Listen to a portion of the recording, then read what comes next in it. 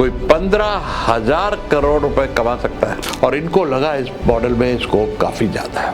.com पे तकरीबन 4 crore 95 lakh profile. तो आप सोच रहे होंगे कौन है ये इंसान? जी हाँ, इस शख्स का नाम है।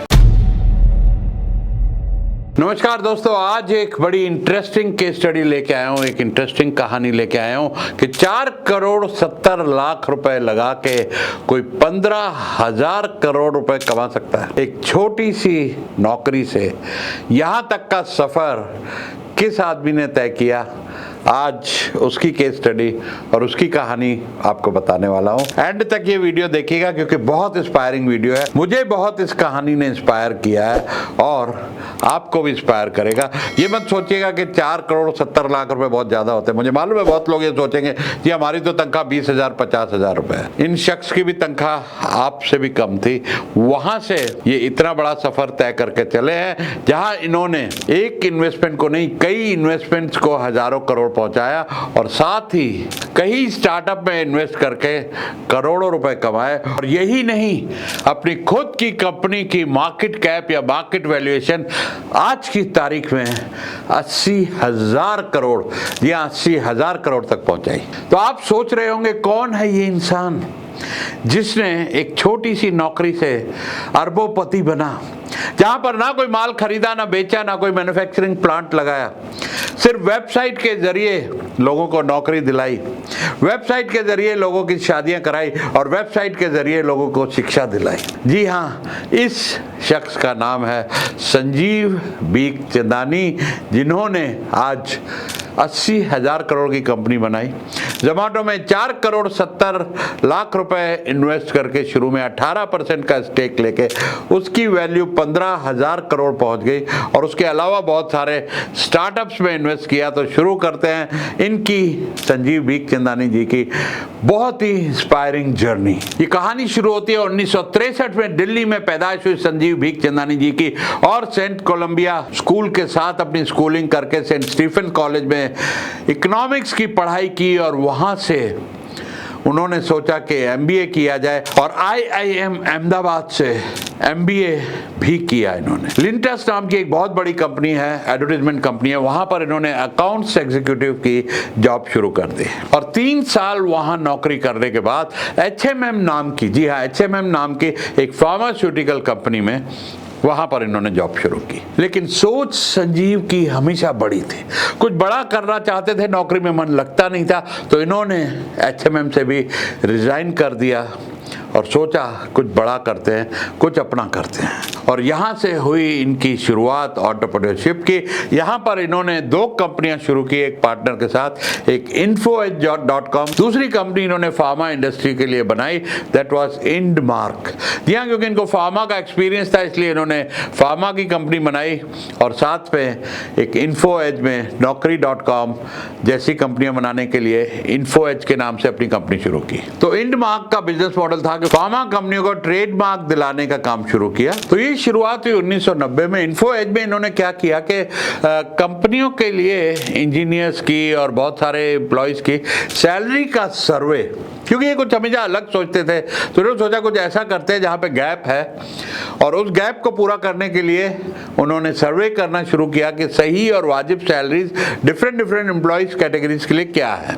और ये रिपोर्ट्स उन्होंने कंपनियों को बेचनी शुरू कर दी। काम ठीक ठाक चल रहा था, लेकिन 1993 में दोनों पार्टनर्स में कुछ बनी नहीं और ये दोनों अलग हो गए। इनके पार्टनर ले गए इंडमार्क फार्मास्यूटिकल और इनको मिली InfoEdge। और जब पार्टनरशिप अलग हुई तो यहाँ से एक स्ट्रगल शुरू हुई और संजीव जी को कुछ खास मुनाफा हो नहीं रहा था, कमाई हो नहीं रही थी और खर्चे निकालने के लिए इन्होंने कोचिंग का काम पार्ट टाइम शुरू कर दिया, जहाँ से इनको 2,000 रुपये महीने की आमदनी थी ताकि खर्चा पूरा होने लगे। और ये थी 1993 की बात। लेकिन तब भी कुछ खास बन नहीं रहा था, तो एक बार फिर से नौकरी करनी पड़ी और उन्होंने पायनियर नाम के एक अखबार में सब एडिटर की नौकरी करी और अगले 4 साल तक संजीव बिखचंदानी ने पायनियर में ही काम किया, यहीं पर नौकरी की, अपने आप को स्टेबलाइज किया, फिर से हिम्मत जुटा के आगे बढ़ने के लिए। और 1996 में कुछ ऐसा हुआ जिससे इनकी लाइफ चेंज कर दी। दिल्ली में एक एग्जीबिशन हुई जिसका नाम था IT एशिया एग्जीबिशन, और ये वहाँ पहुँच गए। और जब वो एग्जीबिशन पे गए तो वहाँ उनकी नज़र पड़ी एक स्टॉल पे लिखा था WWW। इनका ये WWW क्या है? जी हाँ, WWW था वर्ल्ड वाइड वेब, जो आज आप वेबसाइट के आगे लगाते हैं www.xyz.com। और उस स्टॉल पे VSNL का इंटरनेट और मेल बेचा जा रहा था। अब ये कुछ नई बात थी उन दिनों, बहुत लोग को पता नहीं था ये क्या होता है, तो ये पहुंच गए वहाँ पर कि ये इंटरनेट क्या है, ये ईमेल क्या है। वहाँ से इनको ये नॉलेज हुआ कि इंटरनेट दुनिया बदलने वाला है। आप कुछ भी बेच सकते हो, खरीद सकते हो, ईमेल के जरिए कम्युनिकेशन कर सकते हो वर्ल्ड वाइड। वहाँ पर इनका बल्ब ऑन हुआ और इन्होंने सोचना शुरू किया कि मैं इस टाइम में ऐसा क्या कर सकता हूँ। अब एक परेशानी थी कि वेबसाइट बनाने के लिए होस्टिंग के सर्वर थे USA में, इंडिया में कोई सर्वर भी नहीं था। तो इनको अपने बड़े भाई की याद आई जो उस टाइम USA में रहते थे। उन्होंने खट उनको फ़ोन लगाया कि भाई एक वेबसाइट बनानी है, होस्ट करनी है, मुझे कोई USA में मदद चाहिए कि होस्टिंग कंपनी चाहिए जो मेरी वेबसाइट को होस्ट कर दे। और वहाँ पर उन्होंने $25 में अपनी वेबसाइट होस्ट कराई।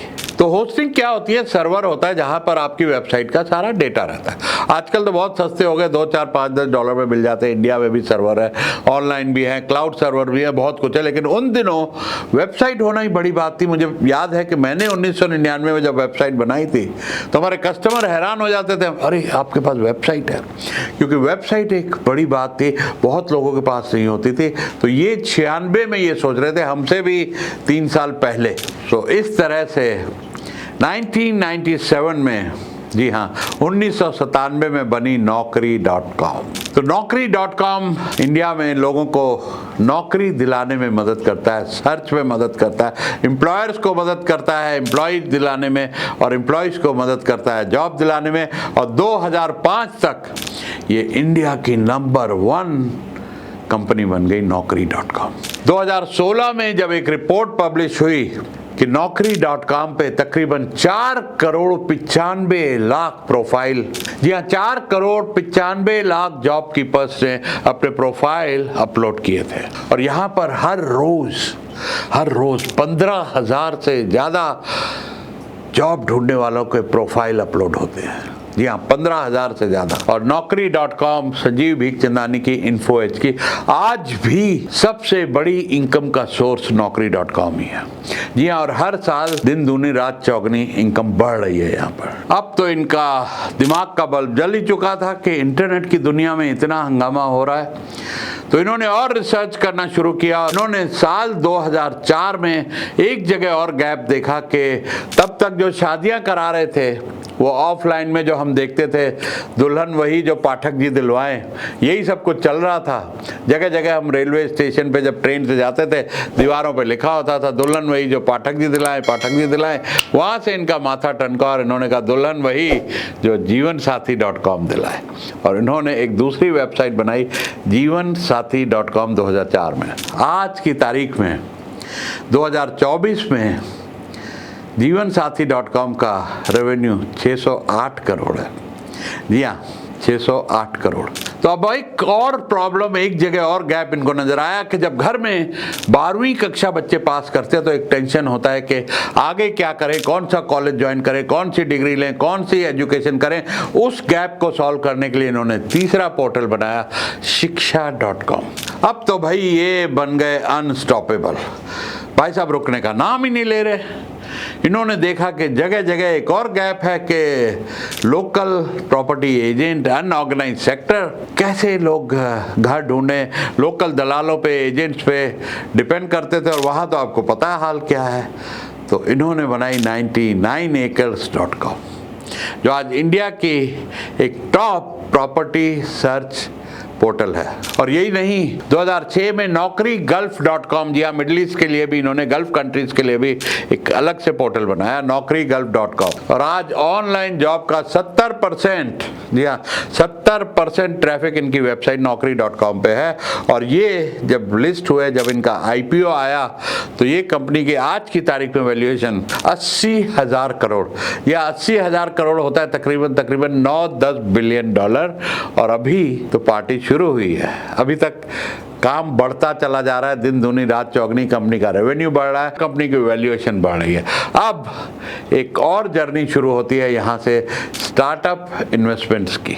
संजीव जी ने देखा कि स्टार्टअप की दुनिया में बहुत हंगामा हो रहा है। आज एक छोटी कंपनी कहीं से निकल के गूगल बन जाती है, कहीं से निकल के अमेजॉन बन जाती है, कहीं से निकल के फ्लिपकार्ट बन जाती है।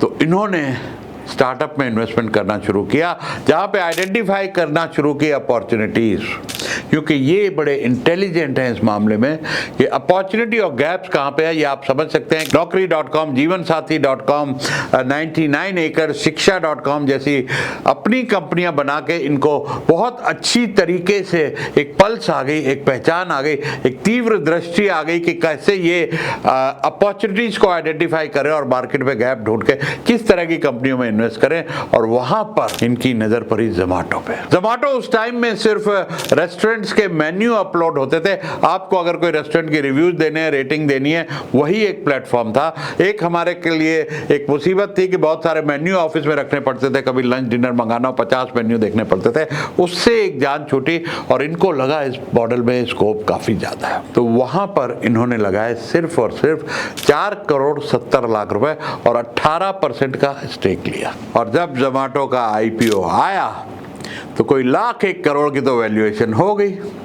तो इन्होंने थोड़े से शेयर बेचे 750 करोड़ के, और उसकी वजह से, क्योंकि वो कंपनी का पैसा था, इन्फोएज के शेयर और बढ़ गए, क्योंकि इतना पैसा जब कंपनी में आया तो इनकी खुद की कंपनी की वैल्यूएशन बढ़ गई।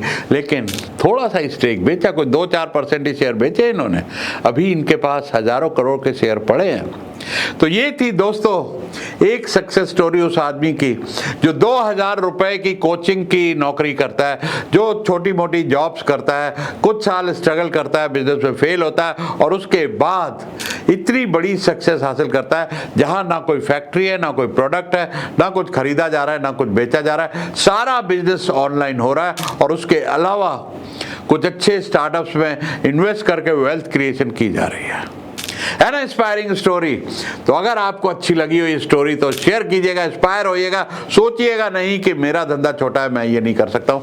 आप भी कर सकते हैं, मैं भी कर सकता हूँ, हम सब कर सकते हैं, और मैं तो कर ही रहा हूँ। मैं एक IPO 1995 में निकाल चुका हूँ, अब अपनी दूसरी कंपनी का IPO निकाल रहा हूँ 2025 में। तो दोस्तों के साथ शेयर कीजिए और बने रहिए इस चैनल पे, सब्सक्राइब कीजिए अभी तक नहीं किया है, और बेल आइकॉन जरूर दबाइएगा, क्योंकि मैं अपने 45 साल के तजुर्बे से आप तक ऐसी स्टोरीज और बहुत सारा नॉलेज ला रहा हूं, ताकि जहां तक लोगों की पहुंच नहीं है अच्छे कोचेस और मेंटर्स तक, वहां तक मेरे ये वीडियो पहुंच सके और लोगों को एंटरप्रेन्योरशिप की इंस्पिरेशन मिल सके। बहुत सारे नॉलेज वीडियोस भी मैं ला रहा हूं, बहुत सारा मैं ट्रैवल करता हूं, जगह जगह शहरों में इवेंट करता हूं, गाँव में इवेंट करता हूं, जहाँ लोगों से कनेक्ट करता हूँ, क्योंकि हम रहे ना रहें, हमारा ये कॉन्टेंट, हमारा ये नॉलेज और ये तजुर्बा कहीं जाना चाहिए, आपके काम आता रहना चाहिए।